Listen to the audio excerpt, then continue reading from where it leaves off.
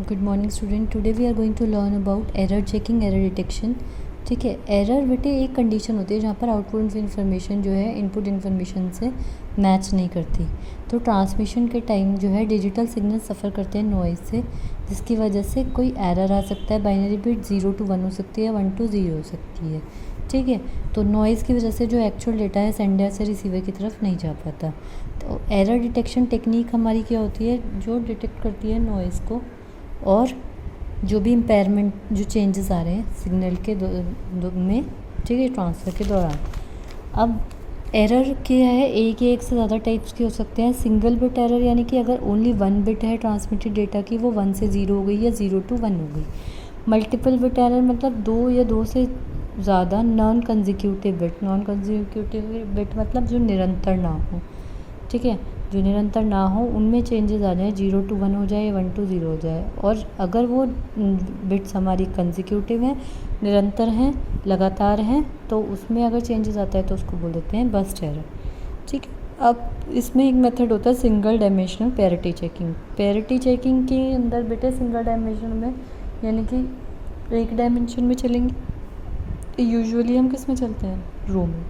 ठीक है, तो पैरिटी बिट जो है रेफर्स करता है के अंदर क्या होता है, एक एडिशनल बिट होती है। पैरिटी बिट एक एडिशनल बिट होती है जो हमारे सेंडर जो डेटा भेज रहा है उसके साथ ऐड करके हम भेजते हैं। ठीक है, तो अब इसमें पैरिटी बिट क्या होगी, वो किस पे डिपेंडेंट करता है, नंबर ऑफ़ वंस पे।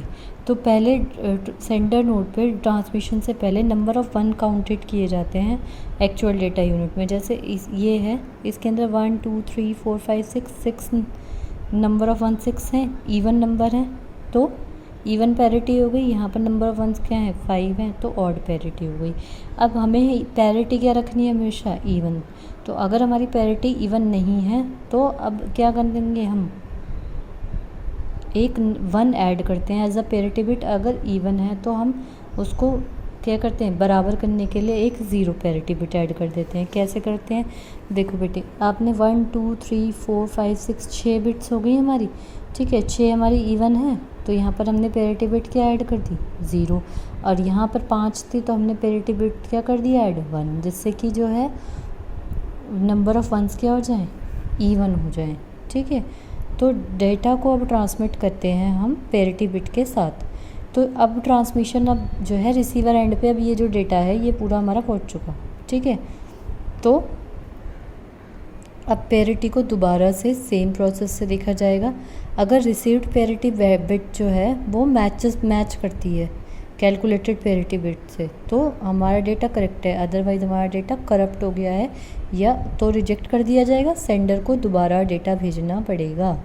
ठीक है, अब ये चीज़ होती कैसे है, अब जैसे सपोज़ हमारा रिसीव डेटा है ये 101000, इस तरीके से हमारा ये डेटा है। अब हमने रिसीव डेटा में, ये हमारा रिसीव डेटा था, ये मैंने यहाँ लिख लिया, इसमें देखा कि 5 हमारी 1 है, तो मतलब ऑड है। पैरिटी के लिए यहाँ पर क्या ऐड करना पड़ेगा, 0। क्या ऐड करना पड़ेगा, 0 नहीं 1। ठीक है, क्योंकि इवन करना है। ठीक, तो यहाँ पर हमें करना पड़ेगा ऐड 1। लेकिन जो हमने यहाँ डेटा भेजा था उसमें पैरिटी क्या थी, 0। तो इसका मतलब यहाँ क्या हो गया, वो एरर आ गया। तो एरर आते ही वो रिजेक्ट कर देगा। इसी तरीके से सपोज़ हमारा डेटा ये है, जो सेकंड डेटा हमारा गया है। अब यहाँ पे नंबर ऑफ़ वंस क्या है, 5 है। अब पैरिटी बिट हमने यहाँ क्या ऐड करेंगे, 1। ठीक है, जो हमने डेटा ट्रांसमिट करा था उसमें पैरिटी क्या थी, 1 थी। तो यानी कि यहाँ पर डेटा जो है बिल्कुल सही है, कोई एरर नहीं आया है। ठीक है, ये डायग्राम्स और ये सारी चीज़ें सभी बच्चे बनाते हुए चलेंगे। अब हम बात कर लेते हैं एडवांटेज की।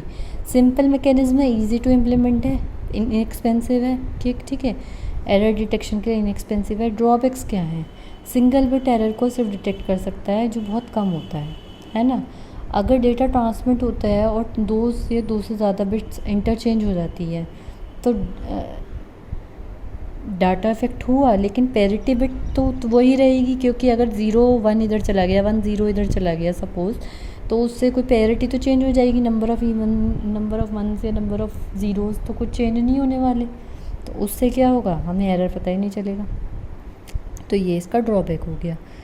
ठीक है, क्योंकि जो रिसीव्ड पैरिटी बिट है वो कैलकुलेटेड पैरिटी बिट है, वो मैच कर जाएगी, तो एरर नहीं आएगा। अब इस चीज़ से बचने के लिए अब हम आ जाते हैं 2 डायमेंशनल पैरिटी चेकिंग पे।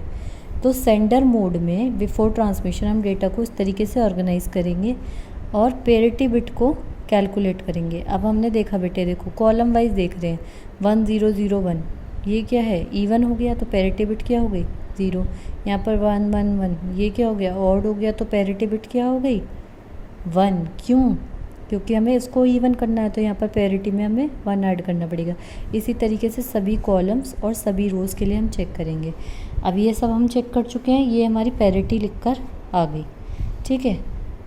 अब बात कर लेते हैं, अब जी सेंडर से ये रिसीवर पे पहुंच चुका है। अब रिसीवर एंड पे आफ्टर ट्रांसमिशन सपोज़ हमारा डेटा आया है, ये इसको फिर हमने इस तरीके से लिखा है, ठीक है, ठीक है। अब इसके अंदर हमने पैरिटी फाइंड आउट करी। अब जैसे ही आप यहाँ पर पैरिटी निकालोगे और ये अगर इससे जहाँ जहाँ मैच नहीं करेगी वहाँ वहाँ वो एरर शो कर देगा, ठीक बेटे। तो इस तरीके से आपको इस चीज़ को करना है। रोज़ और कॉलम दोनों पैरिटी चेक करनी होती है 2 डायमेंशनल में। अब इसका एडवांटेज क्या है, ये कंपैरेटिवली ज़्यादा एफिशिएंट है सिंगल डायमेंशनल पैरिटी टेक्निक से। मल्टीपल बिट एरर को डिटेक्ट कर सकती है, जो कभी कभी single dimensional parity checking technique हमारी डिटेक्ट नहीं कर पाती। और ड्रॉबैक्स क्या है, अगर मल्टीपल बिट्स में एरर है, यानी कि 2 या 2 से ज़्यादा बिट्स में एग्जैक्ट सेम पोजीशन पर एरर है, तो अनदर डेटा यूनिट भी करप्टेड होगी, तो वो रोज़ और कॉलम्स को इफेक्ट नहीं करेगी। तो वो अब उससे क्या होगा, कोई भी जो हमारी जो वो एरर हैं वो अनडिटेक्टेड चले जाएंगे। कैसे चले जाएंगे, देखो 2 बिट्स हैं किसी एक डेटा यूनिट में, वो करप्ट हो गई, और 2 बिट्स सेम पोजीशन की दूसरे डेटा यूनिट में करप्ट हो गई। तो अब वो रोज़ और कॉलम की पार्टीज़ को तो चेंज नहीं करेगी ना बेटे, तो पता चल जाएगा कि एरर फाइंड आउट करना मुश्किल हो जाएगा, ठीक है। सेम ही पोजीशन पे अगर हो तब ये कंडीशन अप्लाई होगी। और ये डिटेक्ट नहीं कर सकती 4 या 4 से ज़्यादा जो है बिट एरर किसी किसी केसेस में, ठीक है। 4 या 4 से ज़्यादा बिट एरर ये नहीं डिटेक्ट कर पाती, ये इसकी कमी है। ये चीज़ समझ में आ गई होगी कि ऐसे भी हम चेक करेंगे पैरिटी, ऐसे भी चेक करेंगे। अगर नंबर ऑफ़ वंस इवन है तो 0 आ जाएगा, अदरवाइज नंबर ऑफ़ वंस अगर ऑड है तो 1 आ जाएगा। इसको सभी करके देखें। अब बात कर लेते हैं मैक एड्रेस की। मीडिया एक्सेस कंट्रोल एड्रेस होता है, 48 बिट एड्रेस होता है, कम्युनिकेशन के लिए यूज़ किया जाता है 2 होस्ट के बीच में, नेटवर्क में, एनवायरनमेंट में, ठीक है। तो हार्डवेयर एड्रेस होता है, ये कब होता है, हर नेटवर्क इंटरफेस कार्ड में या फिर इंटरनेट कार्ड, वाईफाई कार्ड में ये चीज़ आती है, यूनिक होती है, कभी चेंज नहीं हो सकती। इसको हम फिज़िकल एड्रेस भी बोलते हैं, ठीक है। इसके अंदर एक जो हमारी ये होती हैं, ये हमारे वेंडर नंबर होता है स्टार्टिंग, और बाद में होता है निक्स का serial number, network interface controller specific serial number. अब अगर आपको अपने कंप्यूटर का सपोज मैक एड्रेस फाइंड करना है, कैसे करोगे, start programme accessories command prompt पे पहुंच गए, वहाँ पर IP कॉन्फ़िग या ऑल कमांड टाइप करेंगे, और जैसे ही आप एंटर की दबाएंगे आपको अपने कंप्यूटर का फिज़िकल एड्रेस दिखाई दे जाएगा।